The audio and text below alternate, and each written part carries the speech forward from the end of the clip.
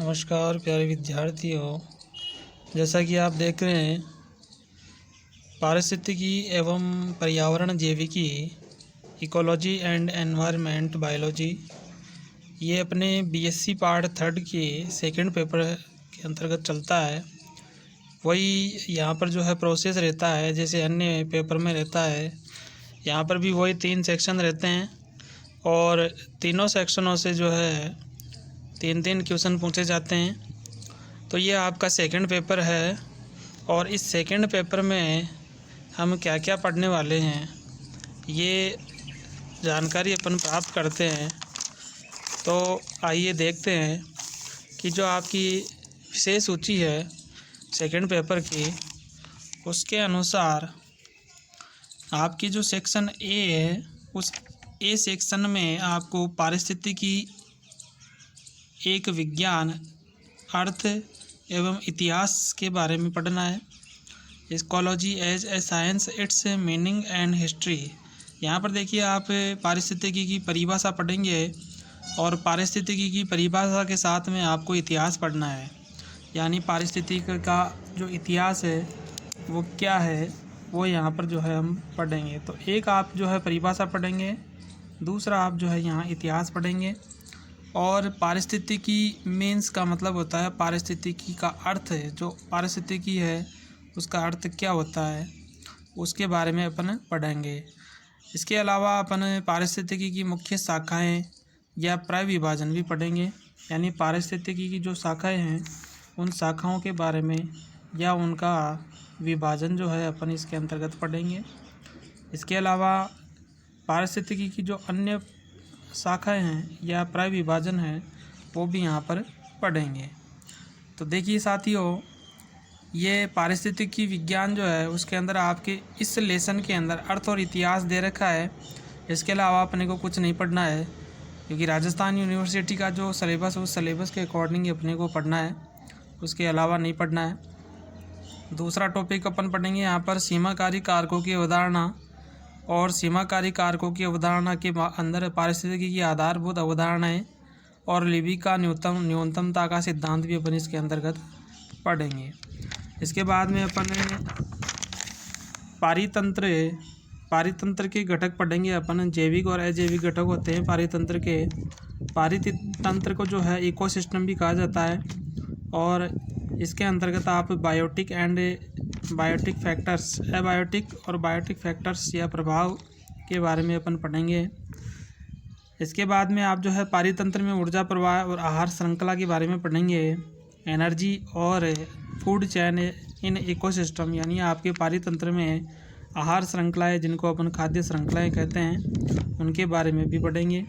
साथ ही इसमें ऊर्जा का प्रवाह है आहार श्रृंखला में या खाद्य श्रृंखला में किस प्रकार से होता है वो भी इसके अंतर्गत अपन पढ़ेंगे। इसके बाद में अगला जो आपका बिंदु है वो जैव भू रासायनिक चक्र है। जैव भू रासायनिक चक्र से आप समझ जाएंगे कि भू का मतलब होता है पृथ्वी पर जो चक्र संपन्न होते हैं, जैविक जो चक्र होते हैं उनमें जैसे गैसीय चक्र है, कार्बन चक्र है, नाइट्रोजन चक्र है, नाइट्रोजन स्थिरीकरण है, ऑक्सीजन चक्र, जल चक्र, अवसादी चक्र, गंधक चक्र, गंधक का खनिजीकरण, फास्फोरस चक्र, अध्ययन बिंदु, ये सारे इसके अंदर जैव भू रासायनिक चक्र में पढ़ेंगे। इसके बाद में अगला बिंदु आता है आपका पारितंत्र समस्थिरता। तो पारिस्थितिकी समस्थिरता या पारितंत्र समस्थिरता अपनी जो है कोई विशेष बिंदु जो है अपना नहीं है, यहाँ से जो है आपको प्रश्न न के बराबर जो है इसके चांस रहते हैं, इसलिए अपन इस बिंदु को अपन नहीं पढ़ेंगे। इसके अलावा अपन जो है पारिस्थितिकी ये निकेत पढ़ेंगे। पारिस्थितिकी निकेत या इकोलॉजिकल निकेत क्या होते हैं उनके बारे में अपन इसके अंतर्गत अध्ययन करेंगे। इसके बाद में अपन समष्टि अथवा जीव संख्या पारिस्थितिकी के बारे में अध्ययन करेंगे। समष्टि का मतलब होता है समुदाय या पॉपुलेशन जिसको अपन कह सकते हैं, जनसंख्या जिसको अपन कह सकते हैं, उसके बारे में इसमें अध्ययन करेंगे। इसके बाद में समुदाय पारिस्थितिकी है, जो आपके कम्युनिटी इकोलॉजी है, वो ऊपर वाले बिंदु से जुड़ता हुआ या यहाँ से जो है जुड़ता हुआ एक शब्द है जो कम्युनिटी इकोलॉजी है। ये भी जो है इस यहाँ पर भी जो है कुछ इम्पोर्टेंट जो है यहाँ से कोई क्वेश्चन नहीं बनता है, इसलिए इसको अपन नहीं पढ़ेंगे। इसके बाद में अगला जो बिंदु आता है पारिस्थितिकी है अनुक्रमण। पारिस्थितिकी अनुक्रमण क्या होता है? देखिए, पारिस्थितिकी अनुक्रमण में अपन जो है कुछ चरमावस्था अनुक्रमण के प्रतिरूप जल क्रमक पढ़ेंगे। इसके अलावा जल क्रमक के दौरान जंतु जीवन में होने वाले परिवर्तन, मध्यवर्ती क्रमक, अध्ययन बिंदु, अभ्यास प्रश्न आदि का अध्ययन इसमें करेंगे। फिर देखिए यहाँ पर आवास स्थान व अलवणीय जलीय आवास के बारे में अध्ययन करेंगे, habit and fresh water habitat. तो यहाँ पर जो है ये एक थोड़ा सा इम्पोर्टेंट आपके जो है यहाँ से क्वेश्चन बनने के चांस रहते हैं, तो इसका भी अध्ययन अपन इसमें करेंगे। अगला जो बिंदु आता है आपके समुद्री आवास स्थान। समुद्री आवास स्थान में मैराइन हैबिटेट होते हैं, तो इसके अंदर समुद्री आवास स्थान में कौन कौन से जंतु निवास करते हैं और किस प्रकार का यहाँ से आवास पाया जाता है, तो इसके बारे में अध्ययन करेंगे। वेला संगम या एस्चुराइन जल किसे कहते हैं? तो वेला संगम के अपन वर्गीकरण पढ़ेंगे, प्राणी जात के बारे में पढ़ेंगे, कौन कौन से प्राणी रहते हैं, इसके निवासियों के अनुकूलन का अपन अध्ययन करेंगे। मैंग्रोव साहचर्य के बारे में पढ़ेंगे, अध्ययन बिंदु और इसका अभ्यास प्रश्न के अंतर्गत ये अपन वेला संगम या एस्चुराइन जल के बारे में अध्ययन करेंगे। स्थलीय आवास टेरिटोरियल हैबिटेट, जो स्थल जो है अपन जहाँ पर निवास करते हैं, मनुष्य जहाँ निवास करता है उस आवास का अध्ययन यहाँ करेंगे। विश्व के प्रमुख जीवोम जो है, जीवोम का मतलब होता है biomes, major biomes of the world. जैसे यह मान लो कि रेगिस्तान है, मरुस्थल जिसको अपन कह सकते हैं, घास का मैदान है, टुंड्रा है, टेगा है, वन है, वर्षा है, पर्णपाती या पचजड़ी वन जीवोम आदि, शंकुधारी वन आदि के बारे में अध्ययन करेंगे। ठीक है। इसके बाद में पारिस्थितिकी एवं मानव भविष्य तथा वृद्धि दर, प्राकृतिक समुदायों के रूपांतरण में मानव की क्या भूमिका है, इसके बारे में अध्ययन करेंगे। लेकिन यहाँ से जो है जो अपने क्वेश्चन नहीं बनने वाला होता है, इसलिए इसको अपन नहीं पढ़ेंगे। इसके बाद में आपके सेक्शन बी जो है वो पर्यावरण से संबंधित है, और सेक्शन बी के बाद में आपका जो सेक्शन सी है वो भी आपकी जो है कुछ पर्यावरण से ही जुड़ता हुआ है। वन्य जीव संरक्षण के बारे में, वाइल्ड लाइफ कंजर्वेशन है, नगरीकरण का प्रभाव है और अंतरिक्ष पारिस्थितिकी है। तो इसके अंतर्गत अपन बातें पढ़ेंगे। तो यहाँ देखिए आपको वही 3 सेक्शन दे रखे हैं, और 3 सेक्शनों में आपके एक सेक्शन जो है वो आता है आपके इकोलॉजी का, और जो 2 सेक्शन आते हैं वो आपके हैं पर्यावरण के। तो मुख्यतः कितने सेक्शन हो गए आपके? 3 सेक्शन हो गए। इन तीनों सेक्शनों के अंतर्गत अपन जो प्रथम सेक्शन है पर्यावरण वाला या पारिस्थितिकी वाला, उसके बारे में अध्ययन करेंगे, और वहाँ से आपको मुख्यतः 3 प्रश्न मिल जाएंगे। देखिए यहाँ सेक्शन बी और सी में कुछ बदलाव किया गया है, और उस बदलाव को जो है मैं अगले वीडियो में आपको बताऊंगा कि जो राजस्थान यूनिवर्सिटी है उसने सेक्शन बी और सी में जो है कौन कौन से बिंदुओं को जोड़ा गया है और कौन कौन से बिंदुओं को हटाया गया है। तो ये बात मैं अगले वीडियो में आपसे चर्चा करूँगा। लेकिन अपन जो है परीक्षा की दृष्टि से जो सेक्शन ए है उस सेक्शन ए के बारे में अपन अध्ययन करेंगे, और सेक्शन ए जो है उस सेक्शन ए के अंतर्गत अपन ने बात की थी पारिस्थितिकी एक विज्ञान अर्थ एवं इतिहास के बारे में। तो देखिए यहाँ पर पारिस्थितिकी होती क्या है? पारिस्थितिकी एक विज्ञान है, अर्थ है और इतिहास है। इसके अंतर्गत अपन सबसे पहले पारिस्थितिकी का अर्थ पढ़ेंगे। तो पारिस्थितिकी अर्थ क्या होता है, पारिस्थितिकी किसे कहते हैं, पारिस्थितिकी की परिभाषा क्या होती है। देखिए पारिस्थितिकी जो है उसके बारे में अपन मेन जो है यहाँ पर डिटेल में अध्ययन नहीं करेंगे, जो मुख्य बातें हैं उनके बारे में अध्ययन करेंगे, और चाहे तो आप जो है इनका नोट्स भी बना सकते हैं एग्ज़ाम की दृष्टि से। देखिए सजीव का उसके जैविक व अजैविक वातावरण के पारस्परिक संबंधों के अध्ययन को ही पारिस्थितिकी कहा जाता है। ये आपकी परिभाषा हो गई है।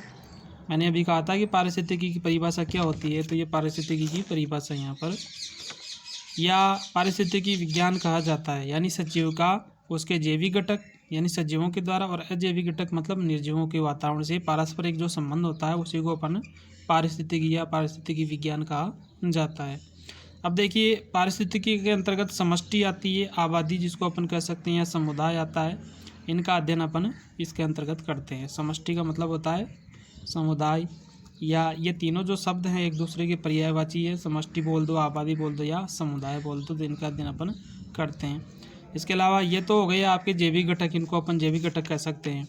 इसके बाद में इसके जो अजैविक घटक हैं उन अजैविक घटकों के अंतर्गत अपन जो है आर्द्रता, प्रकाश, वायु, तापक्रम और अन्य कारकों का भी अध्ययन इसमें करते हैं। तो ये कहा गया है कि जैविक सजीव का उसके जैविक और अजैविक वातावरण से, तो जैविक वातावरण तो समष्टि आबादी और समुदाय हो गया, और अजैविक वातावरण जो है आर्द्रता, प्रकाश, वायु, तापमान और अन्य कारक हो जाते हैं। इसके बाद में देखिए अगला जो है इकोलॉजी जो है पारिस्थितिकी, उसका अर्थ पढ़ते हैं अपन। ये तो थी परिभाषा, अब है अर्थ।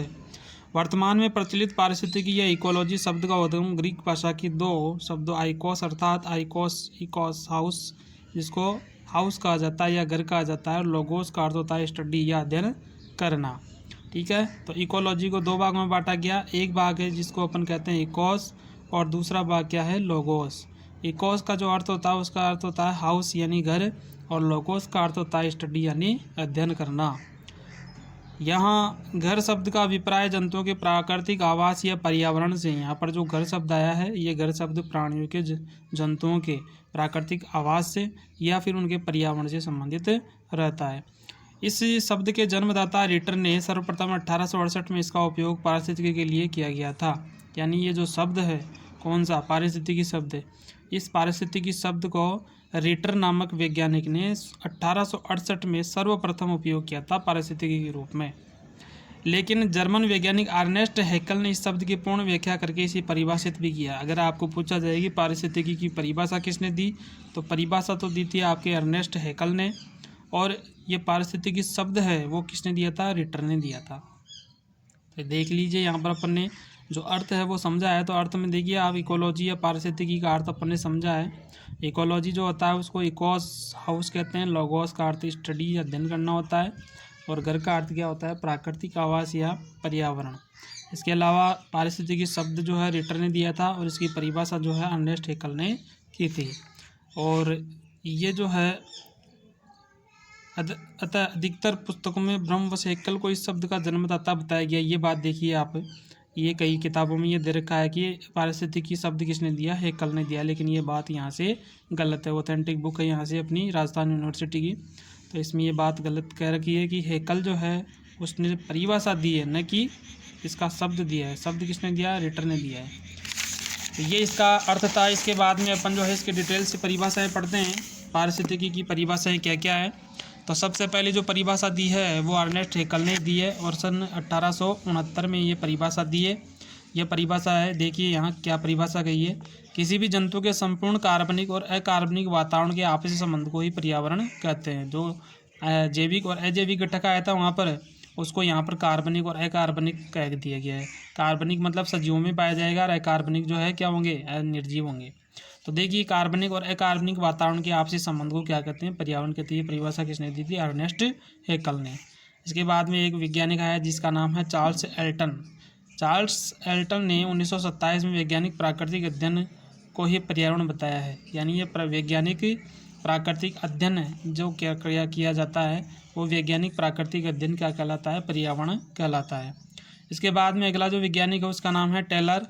टेलर के अनुसार समस्त जीवधारियों और उनके संपूर्ण वातावरण के संबंधों का अध्ययन पर्यावरण कहलाता है। टेलर ने ये कहा कि समस्त जीवधारियों और उनके संपूर्ण वातावरण के अध्ययन, संबंधों का अध्ययन, यानी संपूर्ण वातावरण और जीवधारी इन दोनों का संबंध जो है उसका अध्ययन जो है वो क्या कहलाता है, पर्यावरण कहलाता है।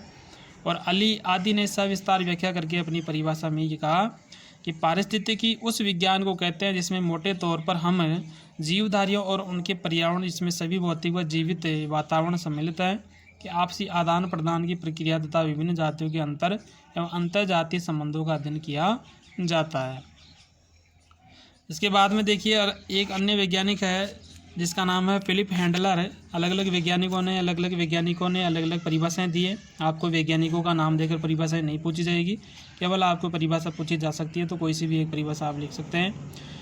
पारिस्थितिकी जीवों तथा उनके पर्यावरण से संबंधों का अध्ययन विज्ञान फिलिप हैंडलर ने दिया था। जीवित तंत्रों तथा पर्यावरण के बीच के संबंधों का अध्ययन पारिस्थितिकी विज्ञान है, यह टुर्क एवं विट्स ने दिया था।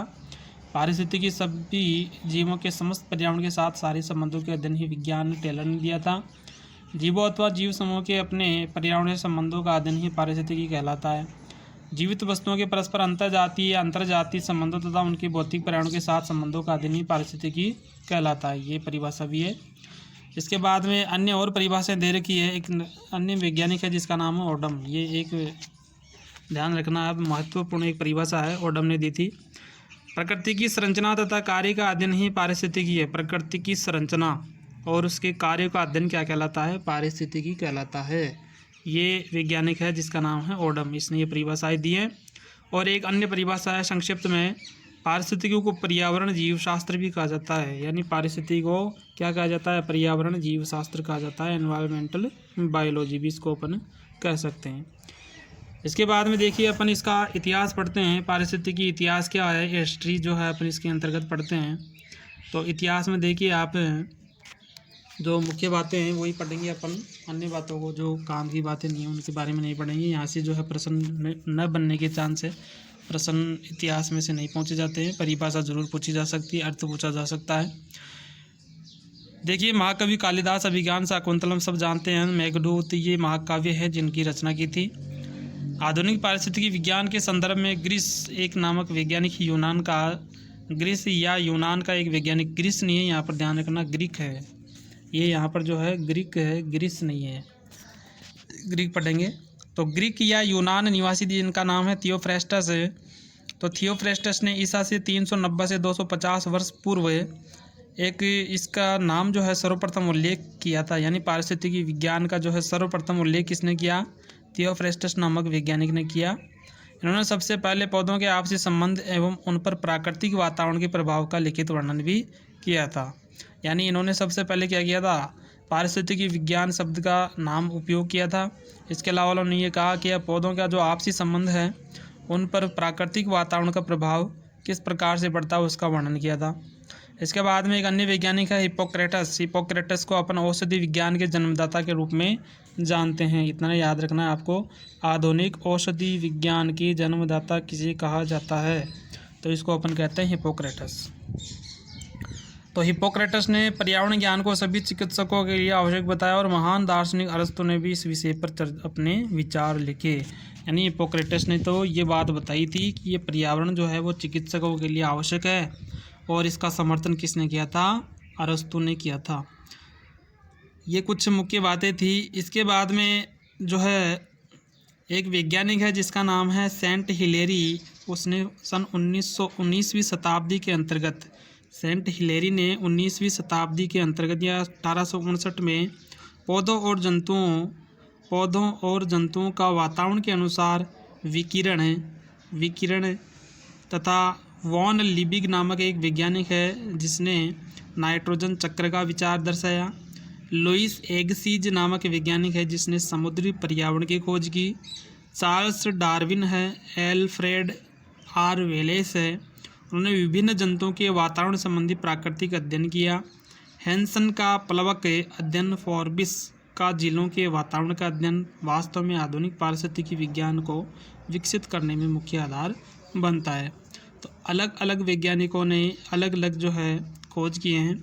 जैसे वॉन लिविग ने नाइट्रोजन चक्र की खोज की, सेंट हिलेरी ने विकिरण की खोज की, लुईस एगसीज ने समुद्री पर्यावरण की खोज की, चार्ल्स डार्विन और वेलेस ने जो है प्राकृतिक अध्ययन किया किसका? वातावरण का। हैंसन ने प्लवक अध्ययन किया। फॉर्बिस ने झीलों के वातावरण का अध्ययन किया। तो सब ने जो है अलग अलग अध्ययन किया जो पर्यावरण से संदर्भित है। 1896 में श्रोटर एक वैज्ञानिक है जिसने पारिस्थितिकी में दो नए शब्द आर्ट इकोलॉजी और सिन इकोलॉजी को जोड़ा। यानी दो शब्द जोड़े हैं यहाँ पर देखो, एक तो है ऑट इकोलॉजी, इसको अपन ऑटो इकोलॉजी भी कह सकते हैं, और एक आपके है सिन इकोलॉजी, सन इकोलॉजी भी कह सकते हैं इसको। ये दोनों शब्द जो जोड़े हैं ऑट इकोलॉजी, सिन इकोलॉजी, किसने जोड़े हैं? श्रोटर नामक वैज्ञानिक ने। इसके बाद में अन्य वैज्ञानिक है जिसका नाम है हार्डमैन ने कृषि में आर्थिक लाभ की संभावना का विस्तार किया तथा H.C. कॉल्विन्स ने 899 रेतीले जल इलाकों में पौधों के क्रम का वर्णन भी किया। तो इस प्रकार से अलग अलग वैज्ञानिकों ने इसके संदर्भ में, पारिस्थितिकी के संदर्भ में अलग अलग जो है योगदान दिया। इसके बाद में देखिए अलग अलग वैज्ञानिक और भी वैज्ञानिक है, लेकिन ये वैज्ञानिक जो है याद नहीं रहते हैं। इस शताब्दी की पर्यावरण वैज्ञानिकों में क्लीमेंट है, क्विलेस है, सेल्फोर्ड है, पियर्स है, ओस्टिंग है, वुडबरी है, हरचिंसन है, डीवी है, लिंडमैन है, स्मिथ है, स्टोवर्ड कीकन है, Hairston, T Park, O Park, Emerson, Clarke, MacArthur, Knight, P Odum, Burn एवं क्रेव आदि प्रमुख विदेशी जो वैज्ञानिक है उन्होंने भी यहाँ पर जो है योगदान दिया। कुछ भारतीय वैज्ञानिक है जिनका नाम यहाँ पर दे रखा है। कुछ भारतीय वैज्ञानिक है जिनमें प्रोफेसर रामदेव मिश्रा है, MS मनी है, इनका नाम भी यहाँ पर प्रचलित है। आप सब जानते हैं चिपको आंदोलन जो है राजस्थान में होता खेजड़ली जोधपुर के अंतर्गत, जिसमें सुंदरलाल बहुगुणा का नाम पारिस्थितिकी को जन आंदोलन बनाने से जोड़ा गया है। यानी वहाँ पर जो अमृता देवी थी चिपको आंदोलन के दौरान, तो उस अमृता देवी ने जो है इस के संदर्भ में जो है ये चिपको आंदोलन हुआ था। उसके बाद में इसको सुंदरलाल बहुगुणा ने बढ़ाया था, इसलिए पारिस्थितिकी को जन आंदोलन के रूप में सुंदरलाल बहुगुणा ने बढ़ाया। इसके बाद में देखिए 34 वर्ष पूर्व अर्थात 5 से 16 जून 1972 को स्वीडन की राजधानी स्टॉकहोम जो है राजधानी है स्वीडन की स्टॉकहोम, उसमें विश्व पर्यावरण संरक्षण नाम से एक विश्वव्यापी सम्मेलन बनाया गया था, जिसमें 27 देशों के 110 विशेषज्ञों ने भाग लिया और उन्होंने ये निर्णय लिया कि हर वर्ष 5 जून को विश्व पर्यावरण दिवस के रूप में मनाया जाना चाहिए। ये बात इन्होंने कही। ये था यहाँ पर इतिहास आपकी पारिस्थितिकी का। इसके बाद में अपन जो है आगे पारिस्थितिकी की मुख्य शाखाएं या प्रविभाजन के बारे में अध्ययन करेंगे। मेन ब्रांचेज और सब डिवीज़न ऑफ इकोलॉजी के बारे में अध्ययन करेंगे। पारिस्थितिकी की प्रमुख जो शाखाएं हैं मुख्यतः वो 2 शाखाएं हैं, एक आपकी जो है स्व पारिस्थितिकी और दूसरी आपकी सम पारिस्थितिकी। जो भी आगे 2 शब्द आए थे, एक आया था ऑट इकोलॉजी और दूसरा आया था सिन इकोलॉजी। तो ऑट इकोलॉजी और सिन इकोलॉजी के बारे में अपन इसके अंतर्गत पढ़ेंगे। स्व पारिस्थितिकी किसे कहते हैं? देखिए, इसके अंतर्गत किसी भी जंतु या पौधे की एक जाति और उसके वातावरण का अध्ययन किया जाता है। केवल एक जाति का या एक पौधे का ही इसके अंतर्गत अध्ययन किया जाता है। इसके अंतर्गत व्यष्टिगत जीव या व्यष्टि जाति के अध्ययन को प्रधानता दी जाती है, यानी व्यष्टि जो जाति है समुदाय है उसको प्रधानता दी जाती है। इस प्रकार यदि कोई भी किसी एक व्यष्टि या स्पीसीज का पर्यावरण के साथ संबंधों का अध्ययन करता है तो इसे हम अध्ययन की स्व पारिस्थितिकी विधि का मार्ग कहेंगे। स्व पारिस्थितिकी देखिए, दोबारा देखिए एक बार। इस प्रकार यदि कोई भी किसी एक व्यष्टि या स्पीसीज का पर्यावरण के साथ संबंध का अध्ययन करते हैं तो उसे हम स्व पारिस्थितिकी विज्ञान कहा जाता है, या इसको अपन ऑट इकोलॉजी कहते हैं। मतलब एक ही समष्टि का या एक ही जाति का अध्ययन या एक ही व्यष्टि का अध्ययन अपन करते हैं तो उसको अपन क्या कहते हैं? स्व पारिस्थितिकी कहते हैं। इसमें विभिन्न प्रकार के जो जीव चक्र हैं वो सम्मिलित है। इसके बाद में देखिए इसका उदाहरण देखते हैं। इसी प्रकार यदि हम एक इमली के वृक्ष या सामान्य रूप में इमली के वृक्ष या एक मयूर या सभी मयूर के पर्यावरण के साथ संबंधों का अध्ययन करते हैं तो इस अध्ययन को अपन स्व पारिस्थितिकी कहते हैं, यानी स्व पारिस्थितिकी ऑट इकोलॉजी अपन इसको कहते हैं। ये इसका उदाहरण है। इसके बाद में दूसरे जो प्रविभाजन या मुख्य शाखाएं हैं इसकी, वो दूसरी विभाजन की शाखा जो है इसका नाम है सम पारिस्थितिकी, जिसको सिन इकोलॉजी कहते हैं। इसके अंतर्गत किसी एक विशेष वातावरण में निवास करने वाले विभिन्न जीव जंतुओं और पौधों के समुदायों का सामूहिक अध्ययन किया जाता है। ध्यान रखना, यहाँ पर सामूहिक अध्ययन और यहाँ पर केवल एक ही व्यष्टि का अध्ययन किया जाता है। यहाँ पर विभिन्न प्रकार के समुदाय में उपस्थित जातियों का सामूहिक रूप से अध्ययन किया जाता है। किसी भौगोलिक क्षेत्र विशेष में उपस्थित समस्त समष्टियाँ सम्मिलित रूप से समुदाय या जैव समुदाय का निर्माण करती है, यानी विभिन्न प्रकार की जो समष्टियाँ हैं या जो जातियाँ हैं वो सम्मिलित रूप से समुदाय का या जैव समुदाय का निर्माण करती है।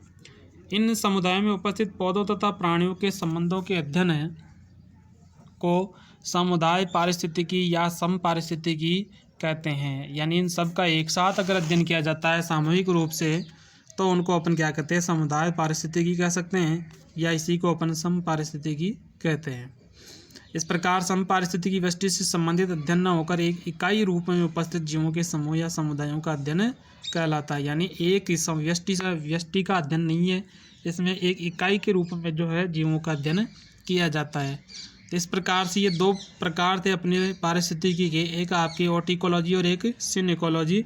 एक जो है स्व पारिस्थितिकी और दूसरा है सम पारिस्थितिकी। तो इस प्रकार से दो अपने इसकी शाखाएं पढ़ी।